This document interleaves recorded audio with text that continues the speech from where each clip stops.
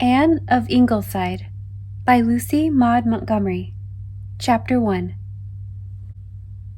"How white the moonlight is tonight," said Anne Blythe to herself as she went up the walk of the Wright garden to Diana Wright's front door, where little cherry blossom petals were coming down on the salty, breeze-stirred air. She paused for a moment to look about her on hills and woods she had loved in olden days, and still loved. Dear Avonlea. Glen St. Mary was home to her now, and had been home for many years, but Avonlea had something that Glen St. Mary could never have. Ghosts of herself met her at every turn. The fields she had roamed in welcomed her. Unfading echoes of the old sweet life were all about her. Every spot she looked upon had some lovely memory. There were haunted gardens here and there, where bloomed all the roses of yesteryear. Anne always loved to come home to Avonlea, even when, as now, the reason for her visit had been a sad one. She and Gilbert had come up for the funeral of his father, and Anne had stayed for a week. Marilla and Mrs. Lynde could not bear to have her go away too soon. Her old porch gable room was always kept for her, and when Anne had gone to it the night of her arrival, she found that Mrs. Lynde had put a big, homey bouquet of spring flowers in it for her, a bouquet that, when Anne buried her face in it, seemed to hold all the fragrance of unforgotten years. The Anne who used to be was waiting there for her. Deep, dear old gladnesses stirred in her heart.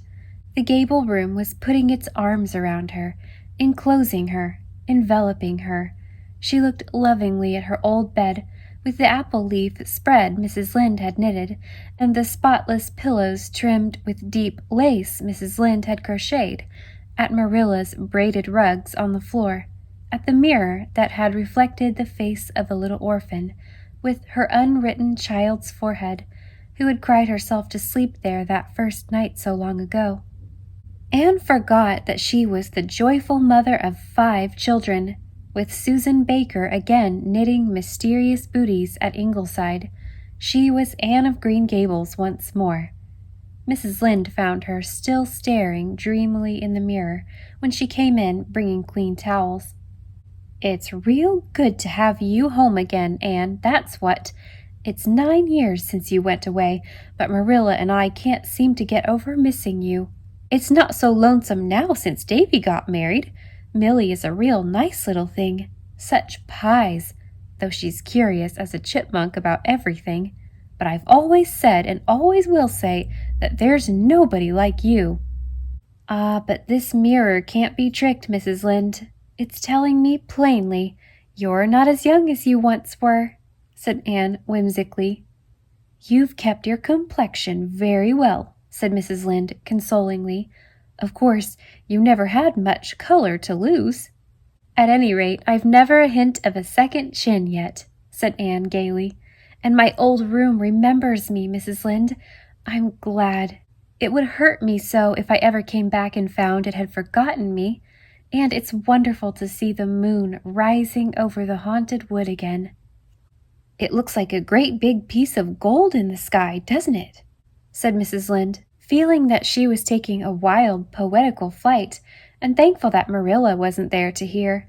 "Look at those pointed firs coming out against it, and the birches in the hollow still holding their arms up to the silver sky. They're big trees now. They were just baby things when I came here. That does make me feel a bit old." "Trees are like children," said Mrs. Lynde. "It's dreadful the way they grow up the minute you turn your back on them. Look at Fred Wright. He's only 13, but he's nearly as tall as his father. There's a hot chicken pie for supper, and I made some of my lemon biscuits for you. You needn't be a mite afraid to sleep in that bed. I aired the sheets today, and Marilla didn't know I did it and gave them another airing. And Millie didn't know either of us did, and gave them a third. I hope Mary Maria Blythe will get out tomorrow. She always enjoys a funeral so." Aunt Mary Maria. Gilbert always calls her that, although she is only his father's cousin.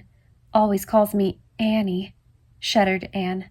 "And the first time she saw me after I was married, she said, 'It's so strange Gilbert picked you. He could have had so many nice girls. Perhaps that's why I've never liked her, and I know Gilbert doesn't either, though he's too clannish to admit it. Will Gilbert be staying up long? No, he has to go back tomorrow night. He left a patient in a very critical condition. Oh, well, I suppose there isn't much to keep him in Avonlea now, since his mother went last year. Old Mr. Blythe never held up his head after her death, just hadn't anything left to live for. The Blythes were always like that, always set their affections too much on earthly things. It's real sad to think there are none of them left in Avonlea. They were a fine old stock. But then, there's any amount of Sloanes. The Sloanes are still Sloanes, Anne, and will be forever and ever, world without end, amen. Let there be as many Sloanes as there will. I'm going out after supper to walk all over the old orchard by moonlight. I suppose I'll have to go to bed finally, though I've always thought sleeping on moonlight nights a waste of time. But I'm going to wake early to see the first faint morning light steal over the haunted wood. The sky will turn to coral, and the robins will be strutting around. Perhaps a little gray sparrow will light on the window-sill, and there will be gold and purple pansies to look at. But the rabbits has set up all the June lily bed, said Mrs. Lynde sadly, as she waddled downstairs, feeling secretly relieved that there need be no more talk about the moon. Anne had always been a bit queer that way, and there did not any longer seem to be much use in hoping she would outgrow it. Diana came down the walk to meet Anne. Even in the moonlight you saw that her hair was still black, and her cheeks rosy, and her eyes bright. But the moonlight could not hide that she was something stouter than in years agone, and Diana had never been what Avonlea folks called skinny. Don't worry, darling, I haven't come to stay. As if I'd worry over that, said Diana reproachfully. You know I'd far rather spend the evening with you than go to the reception. I feel I haven't seen half enough of you, and now you're going back day after tomorrow. But Fred's brother, you know, we've just got to go. Of course you have, and I just ran up for a moment. I came the old way, Di, past the Dryad's bubble, through the haunted wood, past your bowery old garden, and along by Willowmere. I even stopped to watch the willows upside down in the water, as we always used to do. They've grown so. Everything has, said Diana with a sigh. When I look at young Fred, we've all changed so. Except you. You never change, Anne. How do you keep so slim? Look at me. A bit matronish, of course, laughed Anne. But you've escaped the middle-aged spread so far, Di. As for my not changing, well, Mrs. H.B. Donnell agrees with you. She told me at the funeral that I didn't look a day older. But Mrs. Harmon Andrews doesn't. She said, Dear me, Anne, how you've failed. It's all in the beholder's eye, or conscience. The only time I feel I'm getting along a bit is when I look at the pictures in the magazines. The heroes and heroines in them are beginning to look too young to me. But never mind, Di. We're going to be girls again tomorrow. That's what I've come up to tell you. We're going to take an afternoon and evening off and visit all our old haunts, every one of them. We'll walk over the spring fields and through those ferny old woods. We'll see all the old familiar things we loved and hills where we'll find our youth again.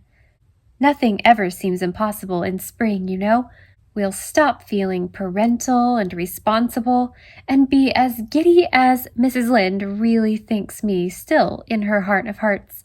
There's really no fun in being sensible all the time, Diana. My, how like you that sounds. And I'd love to, but there aren't any buts. I know you're thinking. Who will get the men's supper? Not exactly. Aunt Cordelia can get the men's supper as well as I can, even if she is only 11, said Diana proudly. She was going to anyway. I was going to the Ladies' Aid, but I won't. I'll go with you. It will be like having a dream come true. You know, Anne, lots of evenings I sit down and just pretend we're little girls again. I'll take our supper with us. And we'll eat it in Hester Gray's garden. I suppose Hester Gray's garden is still there?" "I suppose so," said Diana doubtfully. "I've never been there since I was married.